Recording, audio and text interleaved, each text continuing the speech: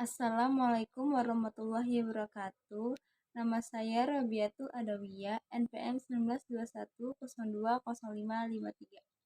Saya di sini akan menjelaskan tentang kebijakan publik. Sekitar tahun 1970-an mulai berkembang konsep public policy dalam ilmu administrasi publik. Pokok perhatian utama administrasi publik saat ini adalah public policy. Munculnya public policy dalam administrasi publik disebabkan banyaknya teknisi administrasi menduduki jabatan politik dan bertambahnya tuntutan masyarakat untuk mendapatkan kebijakan yang lebih baik. Aktivitas analisis dalam kebijakan publik pada dasarnya terbuka terhadap peran serta disiplin ilmu lain. Oleh karena itu, dalam kebijakan publik akan terlihat suatu gambaran bersintesisnya berbagai disiplin ilmu dalam satu paket kebersamaan. Berdasarkan pendekatan kebijakan publik akan terintegrasi antara kenyataan praktis dan pandangan teoretis secara bersama-sama. Randall B. Ripley menyatakan bahwa dalam proses kebijakan telah termasuk di dalamnya berbagai aktivitas praktis dan intelektual yang berjalan secara bersama-sama. Pernyataan kebijakan publik penuh dengan komplikasi etis. Oleh karena itu, mereka yang bertanggung jawab untuk membuat keputusan tentang kebijakan tidak dapat menghindari mengambil sikap pada beberapa isu moral yang sulit. Banyak filsuf tidak ragu untuk berpikir bahwa pembuatan kebijakan mungkin bermanfaat jika lebih banyak perhatian dibayar untuk teorisasi filsafat. Hal tersebut mungkin benar, tetapi pembuatan kebijakan tidak dapat diharapkan untuk bekerja melalui sejumlah besar bahan filosofis kontemporer, navigasi semua perselisihan dan sering munculnya proposal revisioneri ketika filsuf memanjakan pengetahuannya. Setelah analisis filosofis kebijakan adalah diskusi berkelanjutan tentang penalaran filosofi sebenarnya yang dapat dimasukkan untuk bekerja dengan cara langsung membantu pembuatan kebijakan. Ragam masalah yang dihadapi oleh para pembuat kebijakan dalam setiap kasus memberikan penjelasan tentang teorisasi filsafat dan dapat memberikan kontribusi yang berarti. Selanjutnya, filosofi kebijakan publik. Pentingnya kebijakan publik umumnya digunakan untuk memilih dan menunjukkan pilihan terpenting untuk mempererat kehidupan baik dalam kehidupan organisasi pemerintahan maupun privat. Kebijakan harus bebas dari konotasi atau nuansa yang dicakup dalam kata politis atau politikal yang sering diyakini mengandung makna kepribadian akibat adanya kepentingan. Kebijakan sebuah ketetapan berlaku dan dicirikan oleh perilaku yang konsisten serta berulang, baik dari yang membuatnya maupun yang menaatinya, yang terkena kebijakan. Adapun kebijakan publik atau public policy merupakan rangkaian pilihan yang lebih kurang saling berhubungan, termasuk keputusan-keputusan yang tidak bertindak yang dibuat oleh badan dan pejabat pemerintah. Selanjutnya, fungsi filsafat kebijakan. Dalam filsafat kebijakan memperkenalkan konsep pemerintahan dalam masyarakat yang pluralistis seperti Indonesia dan Amerika Serikat dengan teori brokerisme. Di antara penganut teori ini, yaitu David Elston dan Robert Dahl, sangat membantu memahami pluralisme.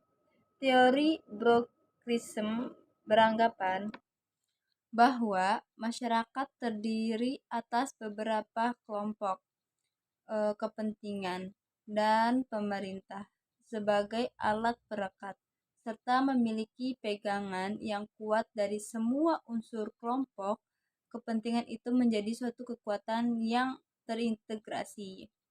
Selanjutnya, kebijakan partisipasi masyarakat dalam penyusunan kebijakan. Melibat fungsi dari filsafat kebijakan, partisipasi masyarakat wajib dalam penyusunan kebijakan di sebuah negara demokrasi.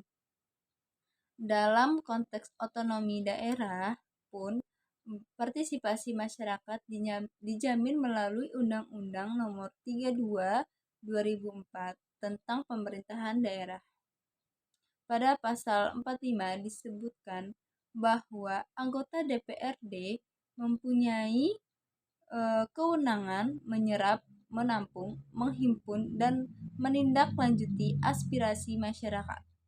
Pasal 132 menegaskan bahwa masyarakat berhak memberikan masukan secara lisan atau tulisan dalam rangka menyiapkan atau pembahasan rancangan peraturan daerah. Dijaminnya kebebasan masyarakat menyampaikan aspirasi dan berpartisipasi dalam penyusunan seperti kebijakan publik di daerah, agar kebijakan publik mematuhi rasa keadilan dan tidak menimbulkan kontroversi di masyarakat. Oleh karena itu, berumusan kebijakan publik dimulai dari oleh rakyat serta untuk rakyat, terutama di sebuah negara demokrasi. Selanjutnya, nilai-nilai dasar demokrasi telah filosofis dalam perumusan kebijakan. Secara harfiah, demokrasi berarti pemerintahan yang dilakukan dengan menjadi rakyat atau demos sebagai pemegang kekuasaan atau kratos tertinggi. Secara formal, demokrasi dapat didefinisikan sebagai pemerintahan dari rakyat, oleh rakyat, dan untuk rakyat. Di negara-negara berpenduduk kecil, demokrasi bisa berjalan secara langsung, yaitu rakyat secara langsung menentukan hal-hal baik untuk pribadinya melalui mekanisme diskusi publik. Di negara-negara berpenduduk besar seperti Indonesia, rakyat diwakili oleh orang-orang yang duduk dalam perwakilan rakyat, dan mereka memastikan bahwa seluruh kerja pemerintahan mengacu pada kepentingan rakyat. Berdasarkan sudut pandang ini, demokrasi mengandaikan nilai-nilai moral tertentu dalam praktiknya, seperti nilai kejujuran, keadilan, keterwakilan, dan keberpihakan pada kepentingan rakyat yang lebih tinggi, bukan pada kepentingan sebagian kecil kelompok ataupun golongan yang ada di masyarakat. Sejauh pengalaman di Indonesia pasca reformasi pada tahun 1998 lalu, demokrasi dilihat dengan hati yang mendua. Di satu sisi, banyak orang yang memuja demokrasi sebagai satu-satunya sistem pemerintahan yang sesuai untuk mengantarkan bangsa Indonesia menuju keadilan dan kemakmuran. Di sisi lain, banyak juga yang orang mengutuk demokrasi karena membiarkan kekacauan terjadi atas nama kebebasan berpendapat. Karena banyak kekacauan yang bersembunyi di balik adagium kebebasan berpendapat, usaha-usaha kontrak untuk membangun keadilan dan kemakmuran di Indonesia terhambat. Pada level ontologi, konsep demokrasi juga telah mengundang pro dan kontra. Banyak orang mendukung nilai-nilai dasar demokrasi seperti kebebasan dan kesetaraan antar manusia. Akan tetapi, banyak juga yang berpendapat bahwa nilai-nilai tersebut merusak tata sosial yang lebih berabad-abad menyangga masyarakat manusia. Sepanjang sejarah pemikiran manusia, konsep demokrasi pun terus mengundang perdebatan. Para filsuf politik, mulai dari masa Yunani kuno hingga sekarang, tidak memiliki pendapat yang sama ketika berbicara tentang demokrasi. Seperti dicatat oleh Jeremy Bentham, filsuf utilitarian asal Inggris, setuju dengan ide-ide dasar demokrasi.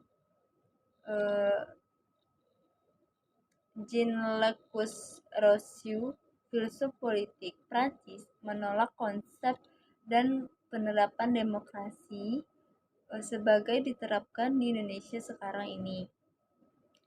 Baginya, dalam demokrasi, rakyat harus berpartisipasi langsung dan tidak diwakilkan perwakilan politik seperti pada DPR di Indonesia hanya berujung pada penyelewangan kehendak rakyat. Perwakilan rakyat menjadi aktor utama yang menyelewengkan kehendak serta kepentingan rakyat. Karl Marx, filsuf politik asal Jerman, juga memiliki versi demokrasinya, yakni demokrasi yang digerakkan oleh kepentingan kaum pekerja serta diciptakan melalui revolusi politik dan perjuangan kelas. Pada masa Yunani kuno yang menggunakan demokrasi sebagai sistem pemerintahannya, para filsuf pun masih berdebat tentang hakikat demokrasi serta cara-cara penerapannya. Plato dan Aristoteles tidak setuju menerapkan demokrasi sebagai sistem pemerintahan. Bagi Plato, pemimpin dari sebuah masyarakat harus seorang filsuf raja, yakni pimpinan yang hidup untuk mencari yang baik, dan penerapannya dalam pola pemerintahan. Menurut Harrison, hal tersebut dikarenakan demokrasi memiliki nilai-nilai dasar yang memiliki aspek universal, dalam arti diakui oleh banyak orang yang sebagai nilai-nilai yang baik. Pada bagian ini, dengan berpijak pada pemikiran Harrison, akan dijabarkan nilai-nilai dasar yang menopang paham ataupun sistem politik demokratis yang berpijak pada 3 nilai dasar, yakni pengetahuan yang menandai tentang hal-hal yang terjadi di masyarakat, otonomi individu sekaligus otonomi masyarakat dalam membuat kebijakan publik, serta kesetaraan antar manusia sebagai subjek hukum yang memiliki harkat dan martabat yang sama. Argumen ini merupakan pengembangan dari pemikiran Ras Harrison dalam bukunya tentang demokrasi. Yang pertama, nilai pengetahuan. Nilai pertama sebagaimana dinyatakan oleh Harrison 1993 adalah nilai pengetahuan. Semua kebijakan dalam masyarakat demokratis harus berpijak pada pengetahuan yang bisa dipertanggungjawabkan dan diterapkan dengan pengetahuan yang menyeluruh tentang konteks yang ada. Artinya, tidak hanya data menyeluruh tentang konteks yang ada, tetapi juga penerapan kebijakan publik dalam masyarakat demokratis harus dengan cara-cara yang tepat. Dapat juga dikatakan bahwa masyarakat demokratis adalah masyarakat pengetahuan. Demokrasi tidak dapat berfungsi jika pengetahuan tidak dikembangkan melalui penelitian yang bermutu. Yang kedua, nilai otonomi. Menurut Horizon 1993, otonomi adalah nilai yang bersifat universal baik dalam arti manusia dengan berbagai latar belakangnya adalah manusia yang utuh jika mampu menjadi tuan atas dirinya sendiri. Dengan demikian, otonomi adalah nilai yang baik karena membiarkan manusia mengatur dirinya sendiri. Otonomi adalah salah satu nilai dasar dari demokrasi. Tanpa otonomi tidak akan ada demokrasi. Pada level individual, orang-orang yang hidup di alam demokrasi adalah individu-individu yang mengatur diri sendiri dan siap bertanggung jawab atas keputusan yang diambilnya dalam hidup. Pada level kolektif, masyarakat demokratis adalah masyarakat yang mengatur dirinya sendiri. Ide sentral dan demokrasi.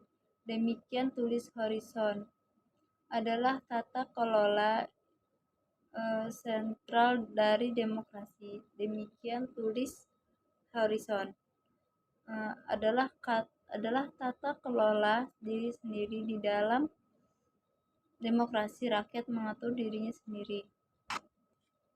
Dalam masyarakat demokratis ada dua hal yang perlu diperhatikan dalam pembuatan kebijakan publik, yaitu satu, isi dari kebijakan publik yang dibuat.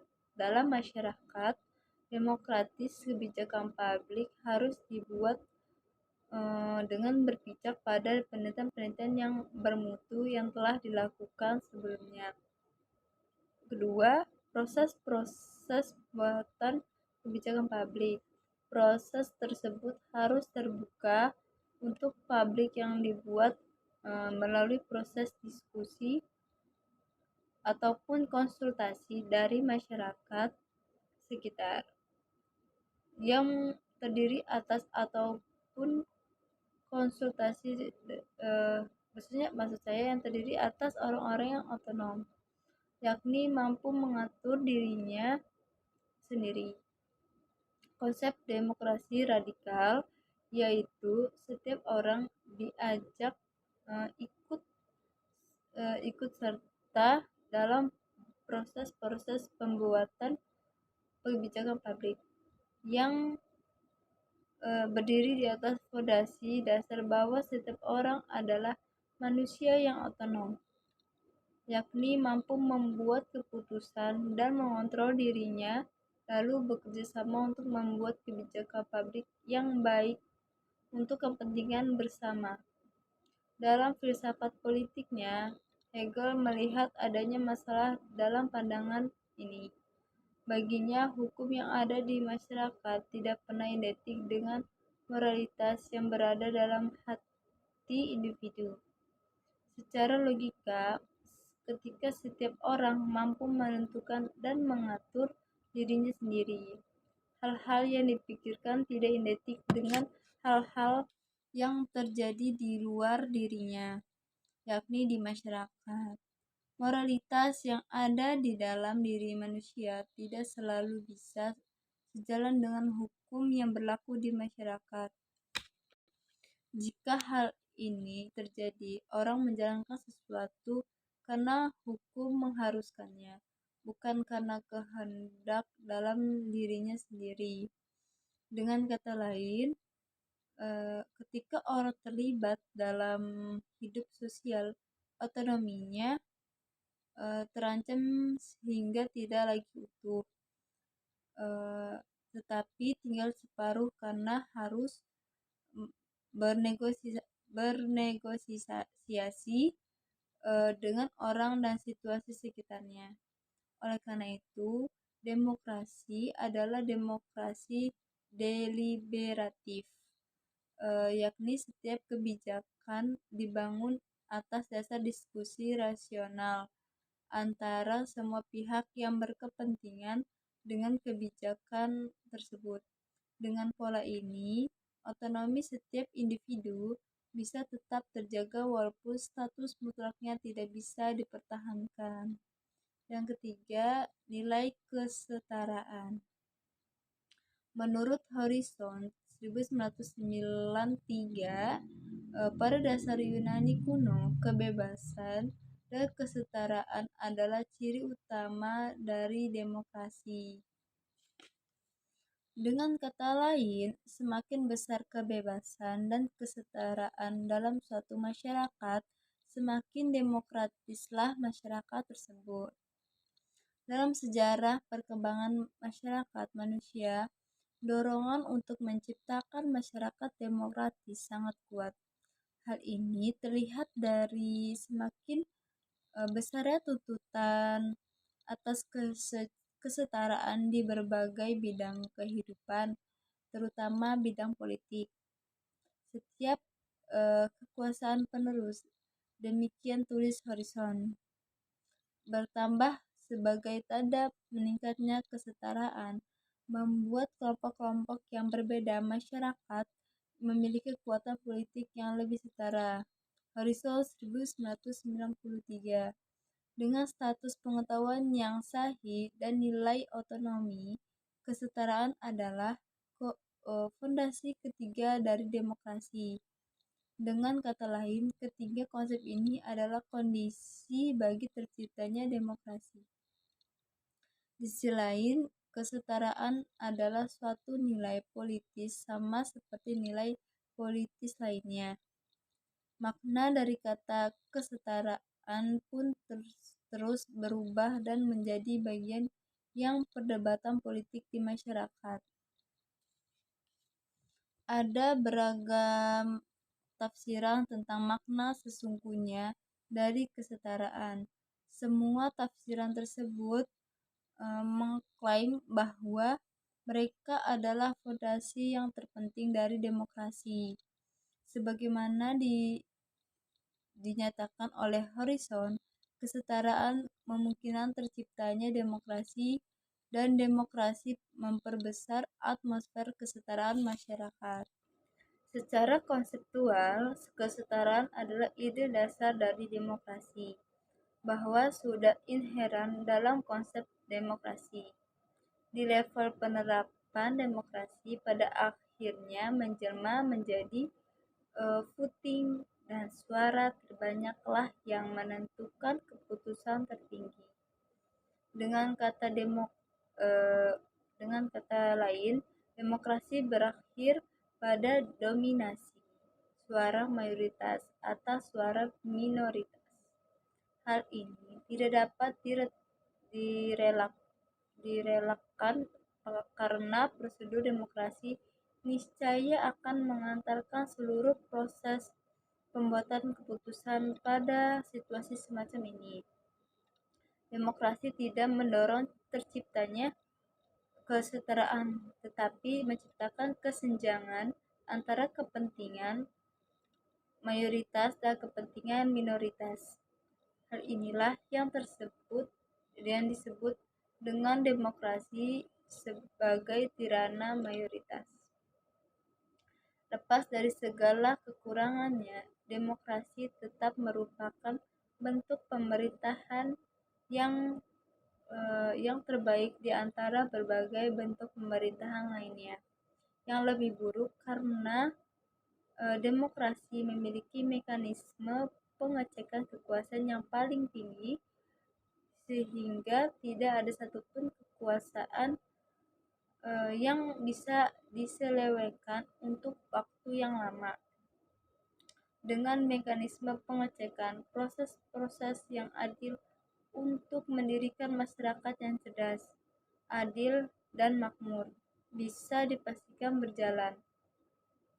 Proses-proses demokrasi dengan nilai-nilai dasarnya seperti pengetahuannya mencukupi kesetaraan dan otonomi warga negara cukup kuat tertanam di masyarakat. Poin selanjutnya, landasan kebijakan. Wawasan Nusantara sebagai landas kebijakan nasional. Yang pertama, hakikat wawasan Nusantara. Dengan segala keunikan, bangsa Indonesia meyakini bahwa cara pandang masa bangsa Indonesia atas dirinya dengan segala aspek geografis, fisis, geologis, biologis, ekonomis, dan sosial merupakan satu-satunya pedoman dalam kehidupan berbangsa dan bernegara. Cara pandang itu adalah wawasan Nusantara. Yang kedua, wawasan Nusantara sebagai landasan kebijakan nasional. Perkembangan sains modern telah menunjukkan bahwa ilmu pengetahuan modern tidak boleh berada pada kotak-kotak disiplin ilmu, karena kotak-kotak tersebut tidak akan pernah melihat keutuhan. Akan objek melakukan simplifikasi, bahkan simplifikasi berlebihan atas objek yang bermuara pada ketidaklengkapan perspektif dan berakibatkan sains implementatif yang berhulu atas ideologi yang alih-alih berdasarkan wawasan akan ke kenusantaraan yang unik, justru menjerumuskan kebijakan yang jauh dari cerminan akan keunikan kenusantaraan tersebut.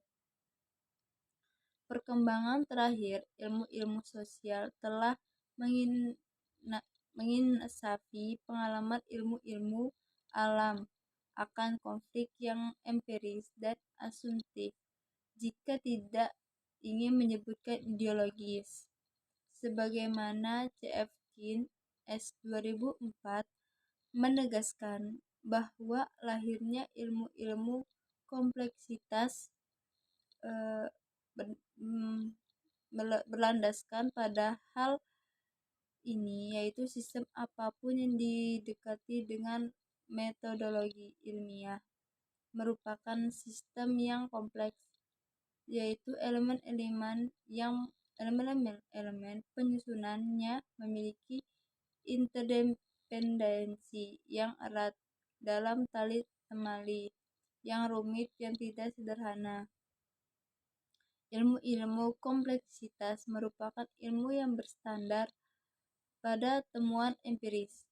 Dalam hal ilmu ekonomi secara konvensional, misalnya peran ideologi ekonomi politik sangat penting, sehingga temuan empiris mengalah dengan keyakinan ideologis akan konsep ekuilibrium, efisiensi pasar, dan keuntungan komparatif.